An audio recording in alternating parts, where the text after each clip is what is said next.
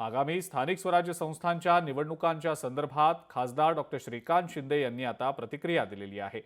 बहुतांश ठिकाणी महायुती म्हणूनच तीनही पक्ष लढणार असल्याचं श्रीकांत शिंदेंनी सांगितलंय, तर काही ठिकाणी स्वबळावर लढण्याची कार्यकर्त्यांची इच्छा आहे। मात्र अशा ठिकाणी तीनही पक्षांमधले शीर्षस्थ नेते मिळून निर्णय घेतील, असं सुद्धा श्रीकांत शिंदे यांनी आता म्हटलेलं आहे।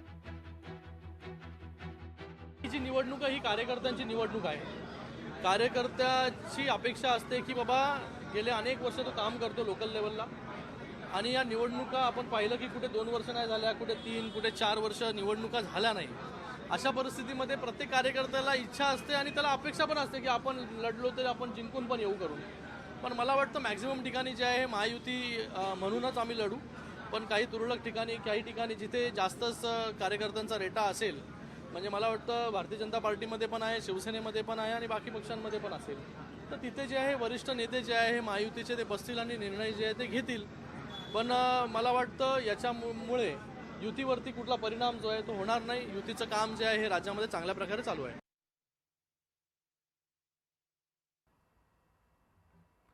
तर स्वबळावर लढण्याचा जो निर्णय आहे, काही ठिकाणी तुरळक ठिकाणी कार्यकर्त्यांचा जर रेटा असेल तर तीनही पक्षातले जे शीर्षस्थ नेते आहेत, म्हणजेच मुख्यमंत्री देवेंद्र फडणवीस आणि दोन्ही उपमुख्यमंत्री एकनाथ शिंदे आणि अजित पवार हे घेतील।